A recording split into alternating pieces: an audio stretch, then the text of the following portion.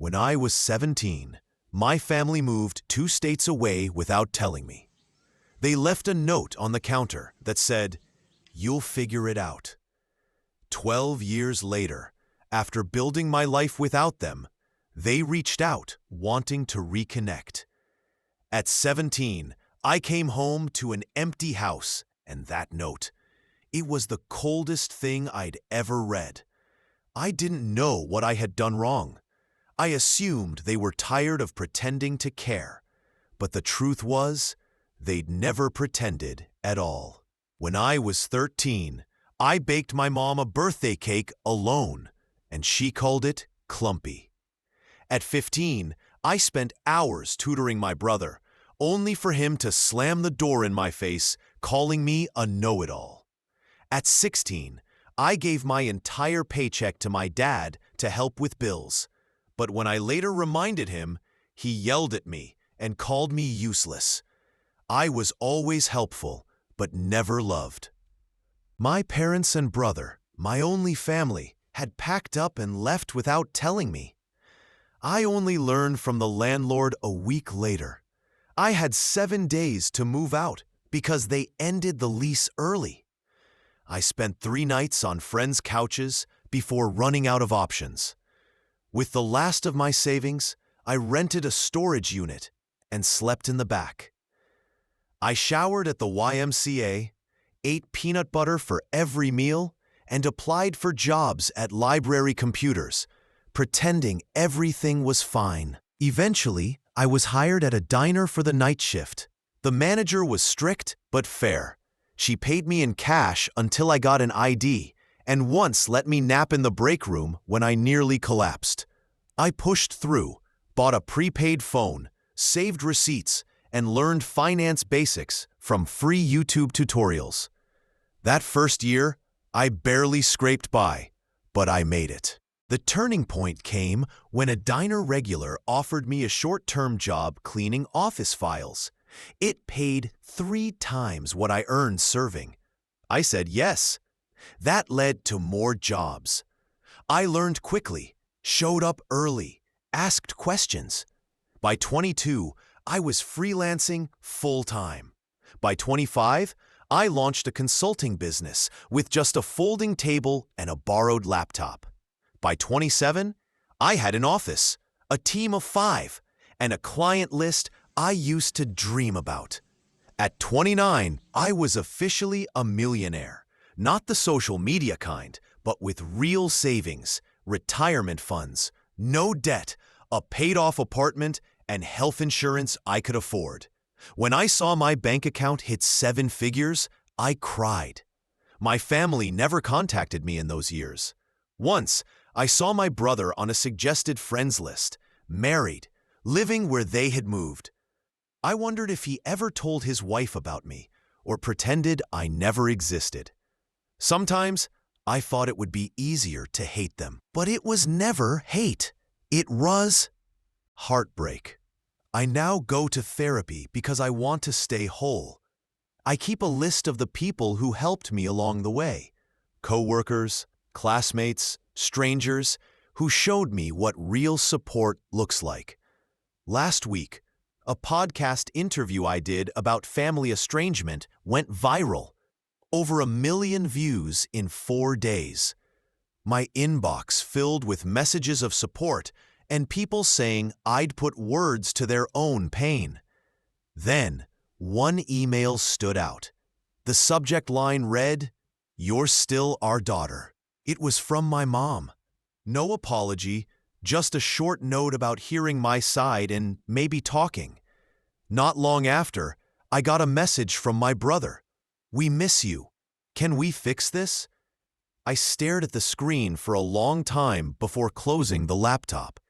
My therapist, Melissa, told me to wait at least a week before deciding. So I did, focused on work, the gym, dinners with friends. Still, I kept reopening those emails. My mom's felt distant, almost cold. My brother's was shorter, but more genuine. After 10 days, I replied to my brother, "It's been 12 years. What changed?" He answered within an hour, saying the podcast made him realize what they'd done, that he was only 15 when they left, that he had no choice, that he'd looked me up a few times but never reached out. He said he was proud of my success. I didn't fully believe him. If he cared that much, why wait until I was publicly successful? I asked him directly. His next email admitted money was tight, his wife pregnant, bills piling up, medical expenses. That's when I realized the truth. They wanted help. My mom followed with old family photos, adding, "We made mistakes. We want to make amends." I showed everything to Melissa. She reminded me I was in control, that I could set boundaries, that I didn't owe them anything. Closure could mean reconciliation or a final goodbye. Part of me wanted to shut them out forever. Another part wanted answers, and some small part still wanted them to love me. I decided to meet my brother first, just him. We met halfway in Chicago. At first, it was awkward, small talk. Then he apologized, saying he hadn't known they planned to leave me until it was too late, that he was scared to stand up to them. I asked the question that haunted me. Why me? He said they thought I was strong, independent, that I'd be fine. They convinced themselves I'd manage alone. It was absurd. I told him about the storage unit, the YMCA showers, eating peanut butter for weeks. His face fell. He said he didn't know, that they told him I chose to stay, that I had a plan. By the end, I wasn't sure what to think.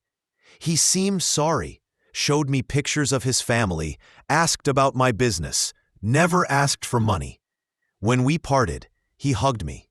I didn't hug back. I decided to meet my brother first, just him. We met halfway in Chicago. At first, it was awkward, small talk. Then he apologized, saying he hadn't known they planned to leave me until it was too late, that he was scared to stand up to them. I asked the question that haunted me. Why me? He said they thought I was strong, independent, that I'd be fine. They convinced themselves I'd manage alone. It was absurd. I told him about the storage unit, the YMCA showers, eating peanut butter for weeks. His face fell. He said he didn't know, that they told him I chose to stay, that I had a plan. By the end, I wasn't sure what to think. He seemed sorry, showed me pictures of his family, asked about my business, never asked for money. When we parted, he hugged me. I didn't hug back. Back at my hotel, I called Melissa. She reminded me that even if he was sorry, he was still shifting blame. He was 15, old enough to reach out. She was right. That night, my mom called, likely through him. She told me how proud she was, how she always knew I'd succeed. When I asked her why me, her answer was different. She said they couldn't afford to care for all of us, that they thought I'd end up in social services and maybe with a better family, that they believed they were helping me. I hung up and blocked her. The next day, my dad emailed. No apology, just a list of hardships, bills, and at the end, a request for financial help. I forwarded it to Melissa with the subject line, and there it is. By then, my decision was clear. I told my brother I was open to a relationship with him and his family, but with strict boundaries. No money, no loans, and no connection with our parents until they took responsibility. His reply was quick. "I'm disappointed. You're being selfish. Families should support each other." All the old guilt buttons they'd installed in me pressed at once. But I didn't reply. Instead, I focused on myself. I said I'd meet them at their house and called Marcus on the way. When I arrived, a police car was parked outside. An officer was taking statements in the living room. The place was in disarray, drawers pulled out, papers scattered. Michael sat on the couch with his head in his hands. Jenny was pointing out what had been taken. I introduced myself as family there to help. The officer seemed doubtful that grandparents would break in. "Are you sure they didn't just use a key?" he asked. "Maybe this is a misunderstanding." Jenny showed him her bruised arm, explained the threats, the stalking, and the escalating behavior. He wrote notes, but remained unconvinced. Without solid evidence, he said, proving who was responsible would be difficult. After the police left, we cleaned up together and discovered more missing items: photo albums, financial papers, even the spare car key. Michael looked defeated. "This is my fault," he said. "I should have protected my family, stood up to them sooner, searched harder for you." I didn't disagree, but I didn't add to his guilt. We were past that now. Marcus arrived as we were finishing. He looked around grimly and said this changed everything. We needed to document every incident. Breaking and entering was serious, and we should stay elsewhere for a few days. He promised to help us file for emergency restraining orders in the morning. Too exhausted to argue, we agreed. Jenny packed while Michael and I secured the house, changed the locks again, checked windows, and discussed security cameras. It felt surreal, protecting ourselves from our own parents, but necessary. They had crossed a line that couldn't be undone. As we were leaving, Michael received a text from our dad. Just 3 words: "We're watching you." His hands shook as he showed me. I took a screenshot and sent it to Marcus, then told them they were coming with me. My building had security, cameras, and a doorman who already knew not to admit our parents. They agreed gratefully. That night, the 4 of us ate takeout in my living room. Lily played with toys Jenny had packed. We quietly discussed next steps: restraining orders, police reports, changing numbers and emails, maybe even moving. It wasn't the family reunion I'd ever pictured. My brother who had let me be abandoned, his wife who once believed lies about me, and their innocent child. But somehow it felt right, like we were finally confronting the truth together, maybe even building something new from the ruins. The next morning, Marcus called. He'd filed emergency restraining orders for all of us and scheduled a court date the following week to make them permanent. He'd also reported the break-in to a detective who seemed to take it more seriously than the responding officer. He urged us to stay together until things settled. I agreed, told my assistant I'd be working from home due to a family emergency. She understood and adjusted my schedule. I set up a workspace for Michael in my guest room. Jenny and Lily made the living room theirs: pillow forts, cartoons, scattered toys. I'd lived alone for years, used to quiet routines, spotless counters, and an empty sink. But the sound of Lily's laughter, Jenny's quiet humming, and Michael's typing was strangely comforting. It felt like family, not the one that abandoned me. This isn't over.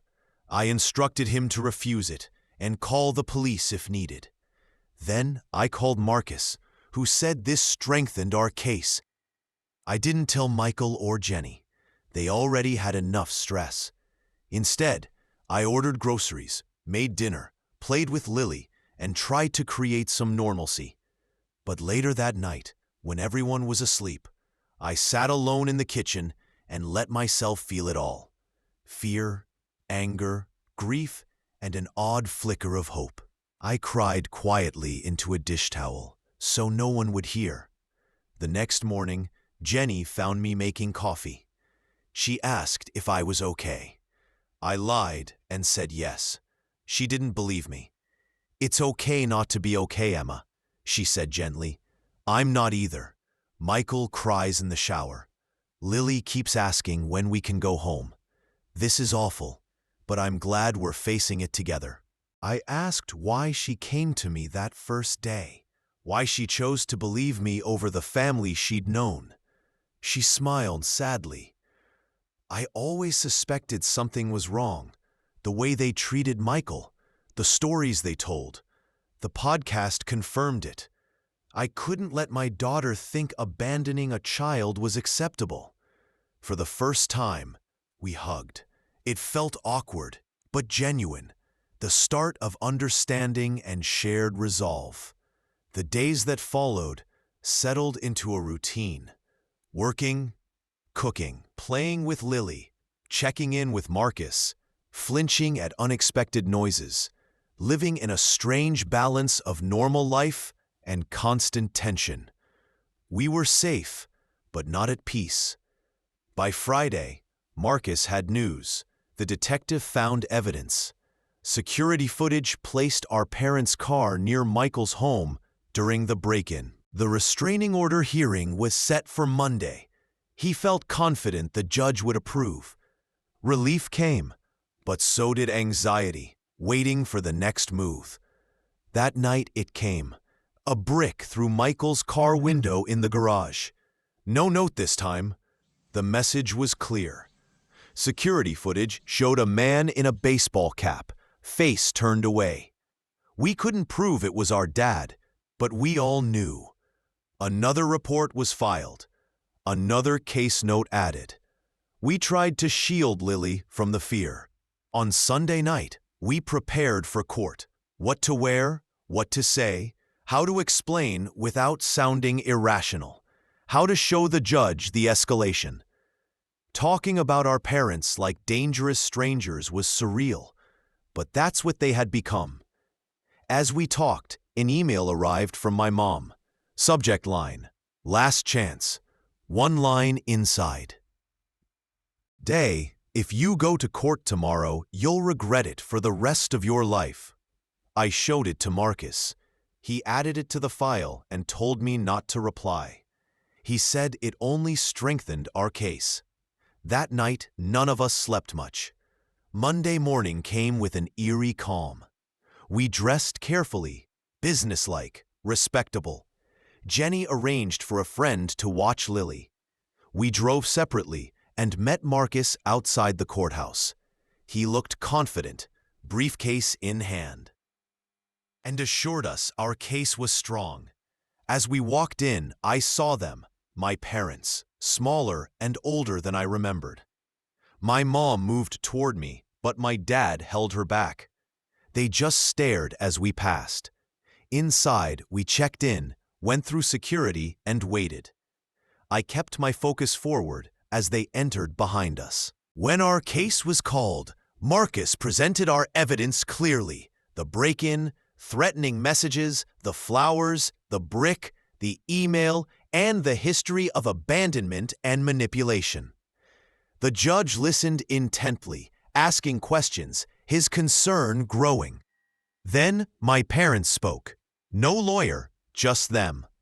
My dad claimed we were exaggerating, that they wanted to reconnect, that they'd broken no laws, that they loved us and wanted reconciliation.